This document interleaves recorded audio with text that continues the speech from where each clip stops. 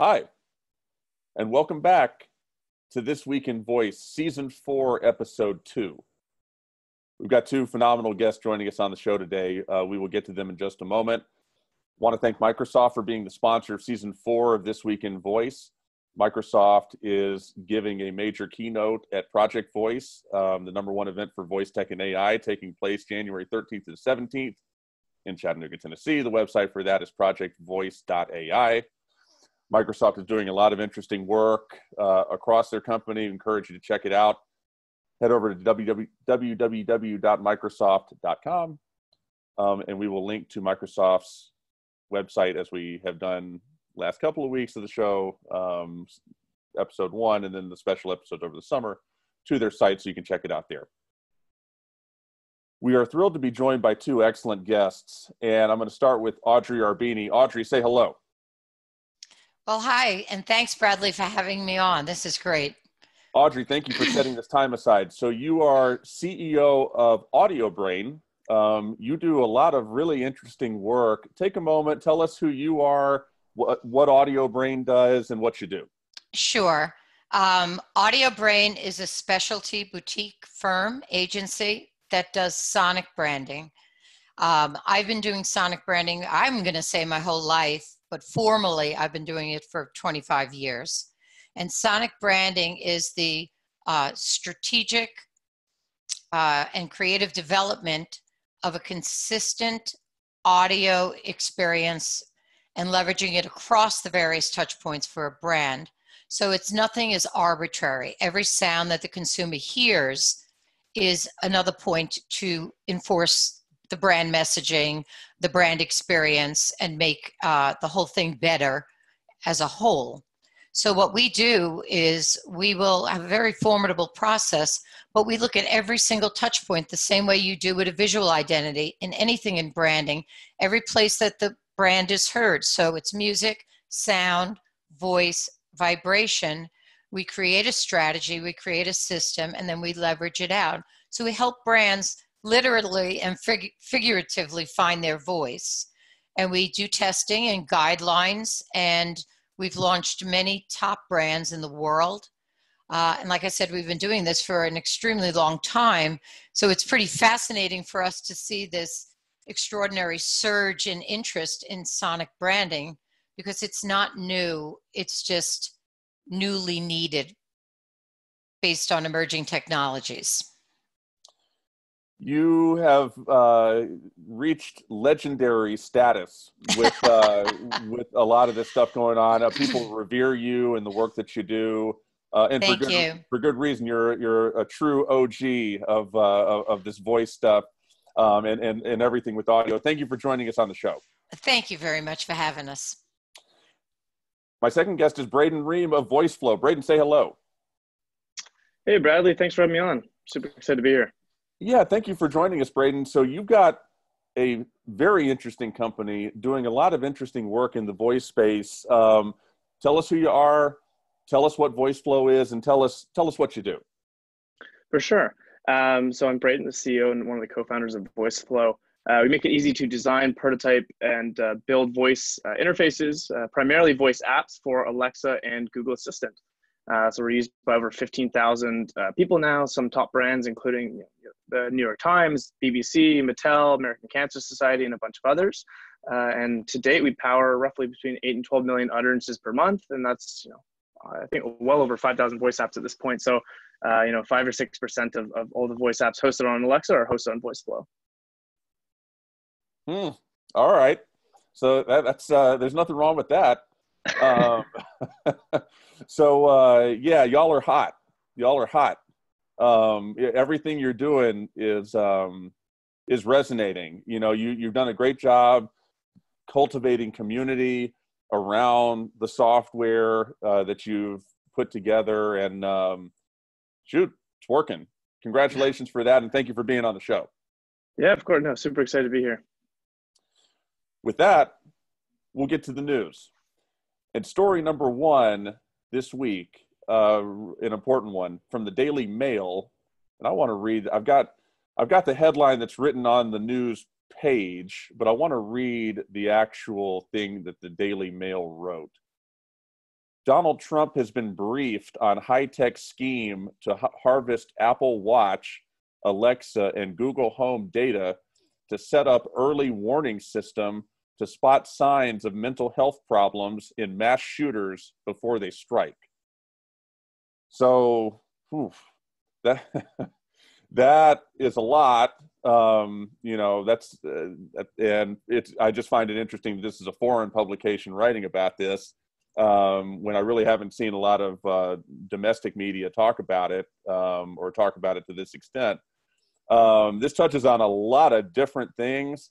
Audrey, I'm going to start with you. With this story and this news, what stands out to you the most about this? You've been around audio, voice, all of this stuff, the concept of using sound in different ways a long time. How does a story like this strike you? What do you take away? I find it's another one of those areas that I have mixed feelings about. As you know, like the mission statement for Audiobrain is to use music, sound, and voice to promote and advocate for well-being. So anything that's in the research realm, anything that can help detect an illness, I just spoke up at the Voice of Healthcare Summit. This is a passion point for me. There's also HIPAA rights. There's so much that this opens up that it's going to be interesting to see where it goes. In theory, can it be effective? Does it have a good foundation behind it? Yes. But it's going to be a slippery slope to navigate. Yeah, completely agree. And Braden, I want to ask you the same question. What did you take away from this? What stood out to you the most? There's a lot going on in this article, a lot of stuff that this thing throws out, a lot of moving parts. What stands out the most to you? Yeah, I thought, from first glance, it was one of those, there's a lot of sort of scare tactics in voice right now in terms of, it's listening to you constantly and all these sorts of things.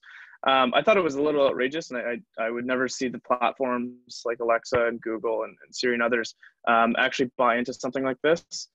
I think for the most part, it's as Audrey said, it's a slippery slope. Okay, so you start to let the platforms monitor for this, but where does that stop? And I think the platforms are very aware of this, and that's not something that would ever realistically happen. I think it was more so, some folks who may not have had great understanding of what these technologies are, they might not actually work with the platforms, pitch an idea to the president, and I think that's sort of where the buck stops. And I just want to add one thing to that too, is that I do think that there is so much validity in getting around the issues of mental illness and mental health and violence and gathering data. And there's many ways that we could be so much more proactive when we find out people that do these things. They have histories. Someone had this information in many of these instances. So I'm very much for advocating for something that helps us along that path. I'm just like Braden said, we're both in agreement here. It's like, it's going to be tricky how we get there. But the thought of it and gathering the data is important, It's just how does that go about, I completely agree with both of y'all. I think it's interesting to sort of separate out the potential benefits of what, the essence of what this article is talking about. You abstract out the politics out of it, and you're talking about trying to reduce mass shootings. And you're talking about doing that by using data collected by smart speakers as a data point to predict future behavior. Part of it is, it sort of strikes me as very Minority Report-esque. If you've seen that film, predicting who's going to do crimes and stuff. It's it's a little, it is a little far-fetched. It's a little out there. I mean, I'm sure we'll get to that point eventually, whether it's tomorrow or not, we'll find out. But the problem with the article is it mentions Trump. And Trump is such a polarizing figure, you know, in the United States and other places as well, obviously. You know, it's one of the things that Voice has going for it is that it has largely, to this point, sidestepped political entanglement. You haven't heard people in Congress really talking about smart speakers yet. It will change. It's changing now. It's changing with this article. But until this point, starting from 2016, the exponential hockey stick-esque rise of Alexa and Google Assistant, you didn't hear that. You didn't hear these politicians talking about that. They just pretty much ignored it. And so it was able to sort of just grow unimpeded. With you know, people throwing in Trump's name and politics getting involved, it's going to be a different sort of animal. And I think that's an interesting thing to watch as well. That's my reaction. My reaction is more on the political side. It's people are going to, you know, smart speakers and voice assistants will start to become the topical domain of politicians. You know, they'll try to plant the flag in different ways on these things, and it will have great potential to impede progress. Is my take. The way I think about this, just to interject quickly, is, you know, I think it's not that smart speakers have gone unnoticed. It's that they're part of a larger ecosystem of, you know, what the politicians call big tech, right? You know, the FANG companies, Google, Amazon, Facebook, all these. I think there's a much larger focus, especially in the, you know, recent months, on how do we regulate big tech, and smart speakers are seen as sort of a subset of that, right? These are, you know, the arms and tentacles of Amazon and big tech in your home. And so when the politicians are, you know, generally speaking about these topics, let's not worry about the devices they sell. Let's worry about the big companies themselves. And so I think, you know, if in some fictional world, Alexa was its, you know, you took the 10,000 person Alexa team and that was its own company, I actually think it would have sparked political debate and sort of a different course of action much sooner. But because it's under this larger umbrella of big tech, it's, you know, largely gone unnoticed, at least you know, when we talk about just smart speakers directly. No, I think that's a great point. And you know, my hope is that you know, all the future conversations on big tech, to the extent they involve smart speakers and voice assistants or not, I don't want to get in a conversation about Trump. I don't want to get in a conversation about any politician. I'd rather just focus on talking about the technology. And we'll see how much we get to do that or not. But, you know, because underlying all of this, you know, when we have these mass shootings, we've had enough of them. We know how they work. These people, they flash. They show their hand ahead of time. And, you know, nobody goes from zero to wanting to shoot other people who they don't know and have never known, you know, without showing signs. And if we can use data coming out of smart speakers and voice assistants to do that, hey, I think there's a conversation there. But let's try not to wrap it up in a bunch of, you know, I don't want to be having to defend a position on that while also having to defend a political position. No thanks. You know, so it's an interesting article to see, especially from, you know, where I sit following all this stuff. It is the first time that a major media outlet has used the words Amazon Alexa, Google Assistant, Donald Trump, all in the same headline. So we'll see where that takes us. But I think that it sounds like we're all in alignment with that there could be good things coming out of that, even if it's later rather than sooner. Story number 2 from payments.com. And I want to go to this article as well to get this headline right. How Amazon hopes to make Alexa king of the road. This is interesting as well, as we've seen sort of the car become a focal point for voice usage. And Braden, I'm going to start with you. This article, you know, dives into Amazon's positioning as it relates to the car. What stands out? Do you think Amazon's well positioned to compete effectively in that market, even though they're sort of a day late, or not? What are your thoughts? I think Amazon's well positioned to compete really in any market. And certainly on the road is um, no digression to that. So the way we think about sort of Alexa in the auto space is it just makes sense from a use case perspective, right? So what makes voice as an interface, what makes a great use case for that? It's when maybe you don't have a direct line of sight, you don't have access to use your hands, and where traditional GUI interfaces may fail is where you typically have a great use case. So we think of like bedtime, cooking, and in the car especially. Those are all great use cases for people who have older facets, because there's other use cases for people who don't. And so with that, I think it's a fantastic space. But where I see, of course, Alexa having trouble is the car manufacturers are not going to want to build in Alexa natively all the time, right? They want to be able to have some sort of control over the car's operating system, because if you do hand it over to Alexa and something changes, consumer preferences change, you're sort of in a bind, right? And so I wouldn't be surprised if you see more and more cars pushing towards, I think what you've seen Sonos done, where Sonos has done recently, I think it was Sonos, or it might have been Bose, but where they have both assistants. It's like a preference, right? Do you want Google Assistant or do you want Alexa? And then that takes the car manufacturer out of a point where they have to give up control, because now it's more like a feature, but the car manufacturer is still able to give consumer preference. And so I think that's where we're likely going to see a lot of the audio sort of auto industry go. It depends on the corporate side, right? Because there's what's best for the consumer, and then there's also sort of the whole entanglement of partnerships and all that kind of stuff. And that's a different world, but that's where I would hope it goes, at least. Yeah, that's an interesting point. I think it was Sonos, by the way. Certainly they were the first one to do that, and there might have been others.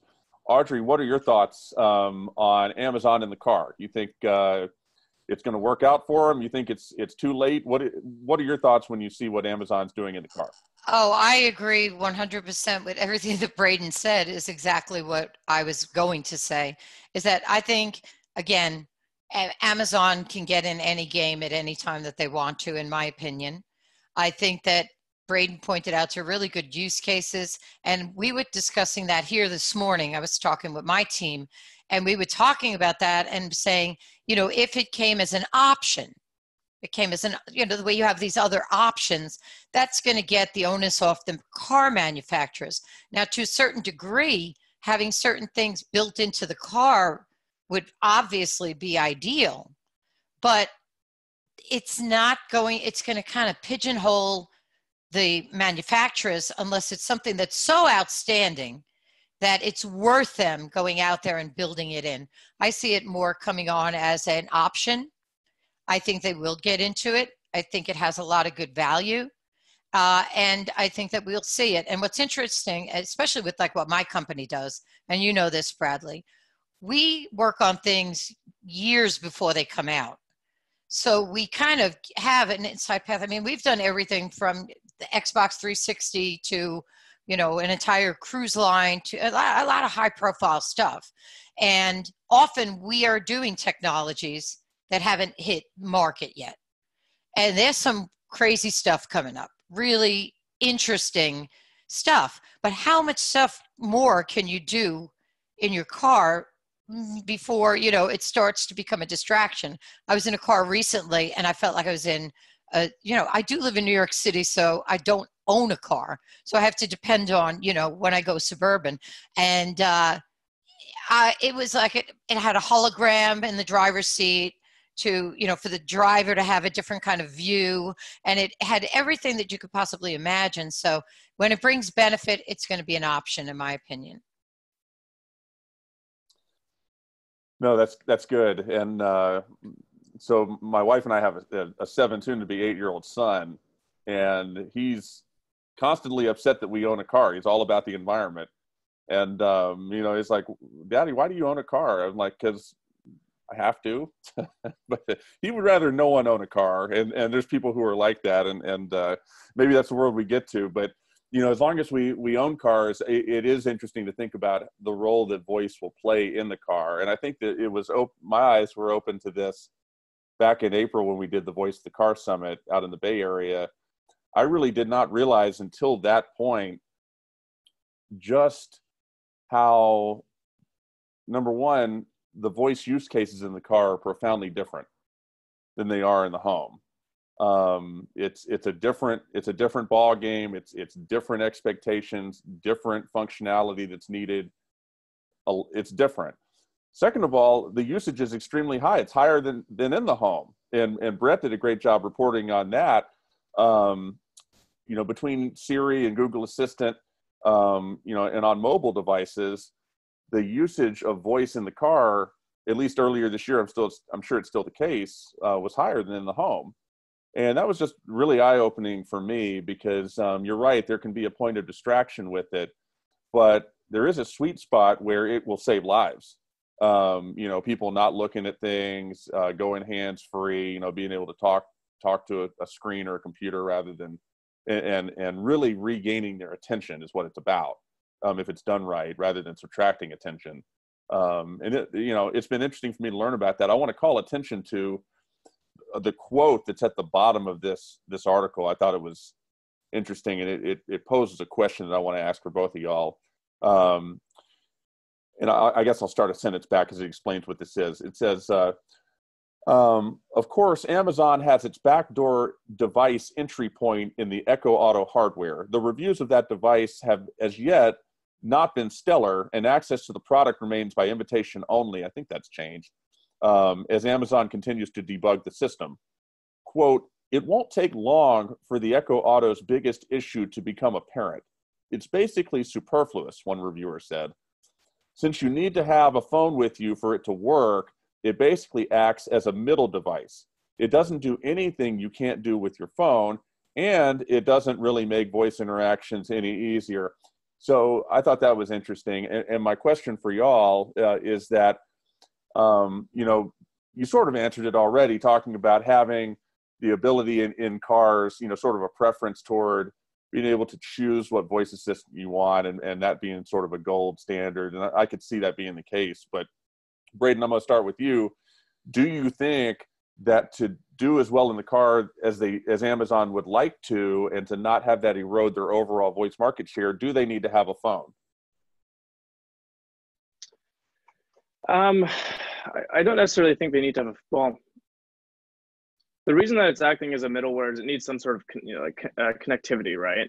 And so what that can either come through a hardware partnership with the car, or that could come through, maybe they add connectivity into the Echo Auto. I'm not sure if from my understanding, it doesn't. You need to be able to connect it to the phone, but I think it's more of a connectivity issue. Connectivity issue. I don't think that they necessarily need a phone. They'll just need to figure something out to be able to, basically have an Alexa. They don't need to, go the whole phone route. Though they already tried that before with the Fire Phone, and that didn't go super well. I think this just requires, deeper integrations with the car manufacturers, in all honesty. Okay. Very good. Audrey, do you agree with that? They don't need to try a phone again? Okay. Well, they already tried the Fire Phone, and the Fire Phone should have been a really good success for them. It was a pretty well-made phone. It just didn't hit with the consumer because of various reasons. But I think that they will figure out the interface. It doesn't need to be a phone. And I think that they'll work that out, as Braden said, with the manufacturers, I'm sure. Very good. Moving on to story number 3. This is the VoiceBot.ai story of the week. As I've said for the last 2 years on this show, if you don't know what VoiceBot.ai is, stop the podcast, pause it, stop it. I really don't care. Go to VoiceBot.ai, find out. You'll be doing yourself a favor. Siri can tie and untie Nike's new sneakers. So for people who have listened to the show or watched it on YouTube, they know I have a dim view of stuff that Apple's been doing really for the last at least 3 or 4 years, for numerous reasons, some of which have to do with voice, some which don't. But we still like to cover what they do on the show. This is an interesting article, and it talks about how Apple's relationship with Nike has led to this sort of interesting voice-first interaction with Nike shoes using Siri. And Audrey, I want to start with you. is this just some sort of gimmicky garbage that Apple is doing so that they can tell somebody in a board meeting that they tried to do something with Siri? Or is this a true sea change showing that they're committed to doing things with Siri? They're trying to be innovative. They're trying to meet the consumer where they are, wanting to use voice, and they're in earnest working toward progress. Which one do you think it is? I think it's a little of both, personally. I think that they have some, I'm in the same situation as you. I've been like the biggest Apple supporter forever, and I have had my disappointments over the past few years as well. So I think that it's an effort to put them ahead of somebody else. They're doing something that's, getting a lot of attention because they're co-branding with Nike. So, I mean, that's when you get two powerhouses together, you're going to get that effect. But I also think I find the technology part of it really interesting, and the fact that it just shows where, voice first is going. Tying a pair of shoes. If we think of the biggest story of that is what really interested me about the article. But I think, yeah, I'd be interesting to see where this goes. Braden, same question for you. Is this a gimmick and just lip service from Apple to voice and saying, hey, I don't really care? Or is this a hallmark of something bigger going on with the company? Yeah, I think every new innovation looks like a gimmick at first. I think if you had said, I'm going to have this, light up tin can that's going to talk back with you, back in 2014, 2015, people would have said Alexa was a gimmick as well. And so I think, what this really shows is that voice in the IoT space is really, really interesting. Voice as an interface, like all an interface is data input speed and data output speed. And that's how you measure every interface, whether it's graphic interface, command line, doesn't matter.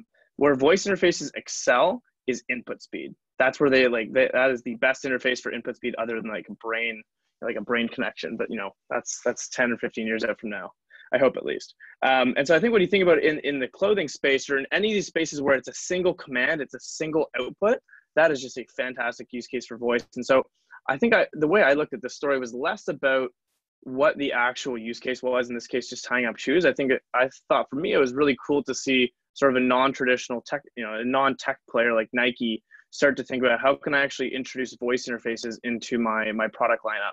Yeah, in this case, it's going to be shoelaces to start. Maybe the next thing is it's going to be, checking where a particular item is in a Nike store through a voice interface. There's all these sorts of ramp ups. And I think, this got a lot of press, of course, because it's cool. It sort of has that Back to the Future vibe. But, I think it's just the start of introducing more and more voice interfaces into IoT and sort of non-tech spaces. Yeah, and I'd like to add to that too, because that's what I was fascinated with on that as well. I think that if you think about it, and it's not the typical place that you hear the voice interaction. Now, what about a person who can't tie their shoes? Now we have this technology, and that technology can really be a broader benefit. And I think that we are already starting to see many, many different areas where these voice interactions are solving problems, bringing about new experiences. It may sound, oh, yeah, it's tying a Nike sneaker. But when you think, just like Braden said, of the bigger picture, the bigger implication, I think it's pretty fascinating. Well, not just accessibility, but also you think about from a sonic branding standpoint, what's the sonic branding of shoes? If you had asked somebody a decade ago, does a microchip need a jingle? And, they would have said, obviously not. But then you come up with bump, bump, bump, bump, and then all of a sudden everybody knows who you're talking about. It's interesting to see, like with the application of voice and the growing ubiquity of voice,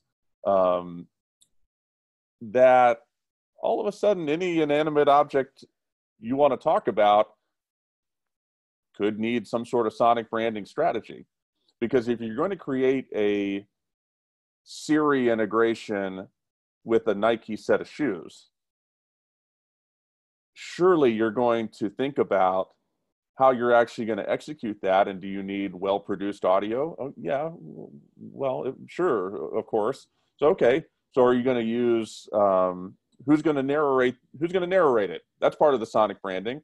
What sort of audio cues are you going to have? And you're talking about shoes, you know?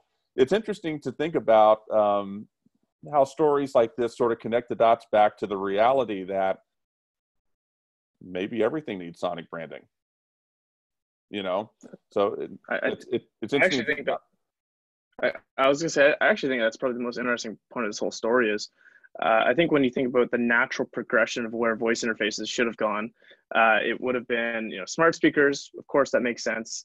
Maybe phones next, maybe refrigerators, microwaves, sort of, typical tech appliances. The fact that we've now done such a long shot to go to shoes, that was if you'd asked me a year ago, that is the last thing I would have thought you would have applied a voice interface to. I think it sort of shows the breadth of where voice interfaces can be applied, and I think it certainly shines bright on the interface's future. And if I could just add one more thing to that too, and back to the point of sonic branding, it does need to, and that's another. We'll get to that probably on the next question, the next news. People are making sounds or using voices because they can and the technology is there, but a lot of them are off from what the actual brand positioning is and what the brand sounds like in their other medium. So it may not sound like they're advertising. It may not sound like the things that they put this real diligent effect to when they're going on to all these new areas of using voice. So I'm hearing disconnects on a lot of these different things because when we do the brands that we work with, we do a complete audit. So we'll audit every place that their brand is heard. And then all of a sudden there's these disconnects, and that will disconnect the experience. So if these things don't sound like what people would expect from Nike or Apple, or they're not tied together in some way to the Nike brand, or, it's going to detract from the experience. So yes, it is all about sonic branding to me, because all of it reinforces the experience. And if the sound is off or the experience is underwhelming, then, you've lost the connection to the customer. Completely agree. Great points all the way around. We're going to go on to story 4, which is a two-parter. 4A, E-Trade launches Google Assistant actions, but features are limited. 4B, TD Ameritrade adds Google Assistant action. So we've got an event coming up, shameless plug. The Voice of Money takes place October the 29th in New York City. And it's about exactly what it sounds like, the intersection of voice and AI with modern banking and finance. These are two interesting stories in isolation, but taking them together even more so. And Braden, I want to start with you. Is there anything to read into this in your mind with the fact that both of these being major finance companies, major banking companies, are using Google Assistant, or is that just coincidence? And you think that banking and finance will spread throughout all the different ecosystems, or is there something else in particular that you took away from these two stories that maybe stands out more than that? Yeah, from a platform perspective, I don't think it gives any indication of Google's better than Alexa or anything like that. I really just think it happened to be coincidence that they were launching on Google, and this might also have been at these large enterprises. There's a lot that goes on behind the scenes, especially on the partnership side. So I don't think they necessarily chose on technology. It may just have been based off of prior relationships and partnerships and things like that. I think what's interesting though is that part of the article, especially on E-Trade, was talking about how it wasn't as fully featured as it should have been, and I think this is sort of a resemblance of a larger trend that we're seeing, especially since we see a lot of the voice apps built and prototypes with us. we're sort of in the first part of a platform shift. And so like I view voice as an interface, and then there's the voice platforms, right? Those are the AI assistants. Those are, Alexa, Google Assistant, all these sorts of things.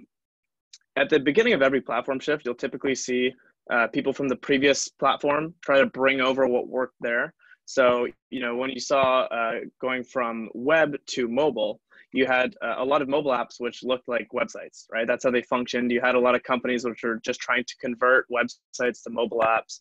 And then you sort of toil around with that for a couple of years, and nothing really feels right. It's cool that it's there, and it might get a little bit of usage, but it's not native to the platform. And then what starts to happen is you start to think about, okay, what's mobile really good for? You might not need a fully featured web-like experience on mobile, but what are the things that mobile could actually augment to make this experience even better? The fact that it is mobile, what's native to the platform. And that came a couple of years later, and that's when you start to have some of the mobile apps today, which focus more on tracking your spend, but not, you're not going into printing statements and things like that, because that's something you do on a desktop, right? That's better for that experience. I think where we are in voice right now, and voice as a platform, is you have these experiences which are being ported over from mobile, right? What do you do on mobile? Okay, maybe you check your balance, maybe you check a portfolio, these sorts of like, just sort of getting information, right? I think we haven't discovered what all the great use cases are that are native to voice as a platform that's going to enable these experiences to go above and beyond mobile in sort of these different areas. I think that's a larger trend that we're seeing across all of voice. Everyone's experimenting, and I think that's good because it's part of the learning process. But yeah, I definitely don't think we found what those native voice platform use cases are that are really going to blow it out of the water. And I think this is just sort of the fact that we complained about how it wasn't fully featured is just indicative of that. I love that point. I think you're right on the money with that, pun fully intended. So it feels like these companies are searching for that eureka moment in the banking and finance side, specifically in that sector. Now, there's other things going on in other sectors that sort of resemble that. But banking, like Capital One was one of the first companies to have an Alexa skill. These banks and a lot of these financial institutions showed up at the party early. And they started experimenting, they started doing some different things, and they've taken a little bit of heat from, hey, this is trivial, I can check my balance or whatever, but first of all, I'm not going to do that with an Alexa smart speaker anyway. Second, aren't you more creative than that? And I think that there's a hunt for what that next level interaction will be. And it's interesting to watch. And I agree. I feel like these two stories sort of do feel like, all right, we're planting the flag, we're setting the foundation here, the framework for future, growth once we figure out what it'll be. Audrey, I'm going to turn to you. Same sort of question. Do you agree with what Braden and I are saying, or what did you take away from seeing these two stories? What stands out to you about banking and finance's move into voice? Exactly the same thing as, that's why it's great to go third, right? Exactly what both of you said, I agree with. What I find really interesting is where you say banking and finance have taken a real lead. For me, because I've done this for 25 years, there were always two industries that I felt were, I'm talking 25 years ago, 20 years ago, 15 years ago, that were behind everybody. And that was banking and finance was one of them, and pharmaceuticals. There was very little that we were doing involving banks, pharma, any of them. And we just couldn't get through. And there was so many opportunities, whether you put a chip on your card, your debit card, or you have different things that you could have better voices in your ATMs, all kinds of things we proposed, and they were really lacking. So the fact that they've kind of, both those industries are the ones that are really leapfrogging forward is a part that I find super interesting. And I do think that there's double edge. Again, they're putting something out and they're getting heat because it's underwhelming, the experience. But nobody's really defined what the experience is, what it's really looking like. And I said in an interview recently, it's a little like the Wild West right now. in voice, sound, everything. And it'll settle down. It'll all start to settle down because the things that are working are going to come to the surface. But till somebody tries them and somebody starts to sort it, it's not going to move forward. I just want to interject as well here. I think what's particularly interesting is when you look at some of the industries that, as Audrey was saying, because they were laggards in previous platform shifts, they're now really aggressively, they've seen what happens when you sort of come in later with a mobile app or come in later with a website 10 years later, after everyone else, right? Some of these banks have taken, huge hits, losing millennials because other banks may have had better mobile experiences. And so I think a lot of them are sort of looking at the wounds and realizing, okay, this is time for us to get in early on this one. Even if it's just exploratory marketing spend, let's make sure that we're at least have a foot in the door, or we're seeing what's out there. And, we're going to try to, mine for that use case just to make sure that we don't fall behind. Yeah, complete agreement. All the way around. And, and the problem becomes you can't go to the customer and ask, what would you like? They're not going to be able to tell you. They just know what they're used to doing in a web environment or a mobile environment. They're used to checking their balance. They're used to maybe looking up one or two other things, and that's it. And so it's incumbent upon these companies, and they're, the companies are going to have to lead the way. No one's going to come up with that eureka moment for them. No, this is great commentary, and I appreciate that. Last story. Steve Harvey calls out Amazon's Alexa and Apple's Siri. So I always like to include a story like this, something that either comes out of pop culture and is either funny or just bizarre or whatever. And this is interesting. I definitely drew a few conclusions from this, but Audrey, I'm going to start with you. What do you take away from an article like this? Is it that, voice is so ubiquitous and well-known at this point that here's Steve Harvey commenting on it, or was there something else that maybe stood out to you more than something else within the piece? Sure. There's the entertainment level, which is Steve Harvey, like calling out Alexa, and Alexa's part of, everyday life.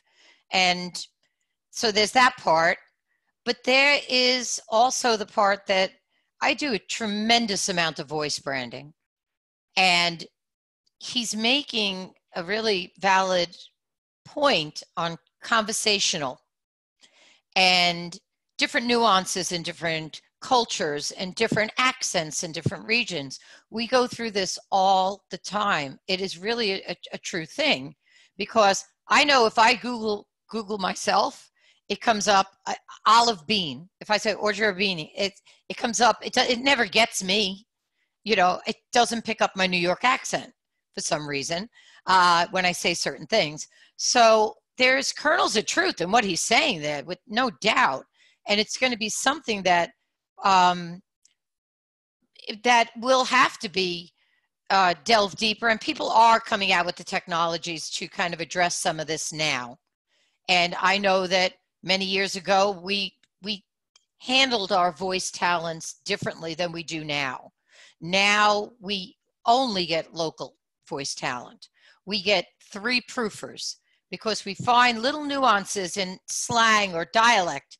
We've had one project where the 3rd proofer picked up on something that was actually a slang word in that country that is not something you'd want anywhere near your product.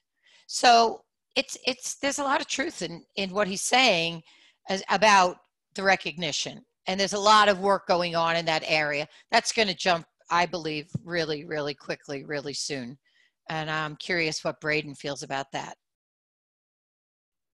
Braden, fire away. Your thoughts. Yeah, I think, so this is, the reason this problem is happening is because voice as an interface is the first time where the human-computer interface is, we're trying to teach the computer how to talk to humans, because we've always had it the other way around. With graphic interfaces, command line interfaces, we've always been trying to teach humans how to talk to computers. Now we're really struggling to, get computers to learn how to talk to humans. And so I think because, humans have such a wide there are 7 billion of us, split across hundreds of countries, thousands of dialects. It's just a really tough problem, right? When you talk about computers, there's really only one binary, right? There's really only one way to talk to a computer, and you can figure out all these different interfaces, but for the most part, it's just teaching humans. And so that was much easier. So I get where the platforms are coming from. I certainly think they're trying as hard as they can. This is an incredibly tough problem. And especially since, voice technology has been around since the 80s, but only really in the past couple of years have we had sort of the neural nets and the NLP and NLU to really start to accelerate voice as a mainstream interface. And I think the hype has certainly surpassed where the technology actually is today. And so I think that's sort of the delta of disillusionment, right? That's the delta of disappointment. And I think that's perfectly fine. I think it'll level out, and hopefully in a couple of years, as more of these people from other regions start to talk with these devices more, and as those sound recordings are transcribed by the contractors, the NLP and NLU will get much better. And I think it's an interesting problem space, and I think the platforms will solve it, but just going to take a little bit of time. It's interesting to consider, is everybody going to come along and say, looking at his tweet, so this article shows his tweet, and he says, this is Steve Harvey, do I own an iPhone or an Android? I don't even know what an Android is. And then crying, laughing face. Apple's Siri and Amazon's Alexa got problems with me too. They don't understand the way I speak. I think I might need a Shaniqua. It's interesting to think about from the standpoint of, is every single person who comes along going to start thinking about the inadequacies of the necessarily global approach that Apple and Amazon and Google use? They're global companies. They don't want to do this a bunch of times, so they've created a global answer. When we are tribal people, people have tribes. They don't, there's ways we can be global, and then there's ways that we're tribal, and it's just the way that humanity works. And so it'll be interesting to see how that reconciles with voice, because Steve Harvey's now officially lodged a complaint. And what's the answer? Is the answer ignore it? That's what they're going to do. But is that what the answer ought to be? Or is the answer having some more AI-driven, contextual-oriented approach in which the computer knows you better than you know itself. The computer knows you better than you know yourself, and it gives you naturally the voice that's best for you based on 100 gazillion algorithms that somebody cooked up in a lab. So I don't know. That's above my pay grade, but I found the story very interesting. If you put yourself in the shoes of Amazon and Google for a second, let's say you're the head of Alexa or the head of Google Assistant. There's two ways you could approach this problem, right? Because they would have known this is a problem right from the start. First solution is, it's good enough for 50% of the population to use 80% of the time. Let's launch it and then use that as a springboard to get more data to train our algorithms at an accelerated pace. Option two is we don't release the technology for another 5, 6, 7 years, and potentially have our competitors launch first, and they start to amass the data and all that kind of stuff, right? And so I think they sort of had to bite the bullet and say, it's not going to be perfect. It's going to be a start. It's going to work for 50% of the people, 80% of the time, but that's better than us not having smart speakers or voice assistants or technology at all. And so now, they're running as quickly as they can, definitely a bit ahead of their skis with the global expansion, but it's a bit of an arms race between the voice assistants to get to mass first, so that you can get more data to better train your algorithms and sort of run away with it, right? And so I think that's the way they all view it, and that's sort of the sacrifice they had to make was, everyone who isn't sort of the perfect average is going to be a little disappointed at first, but hopefully over time it'll catch up.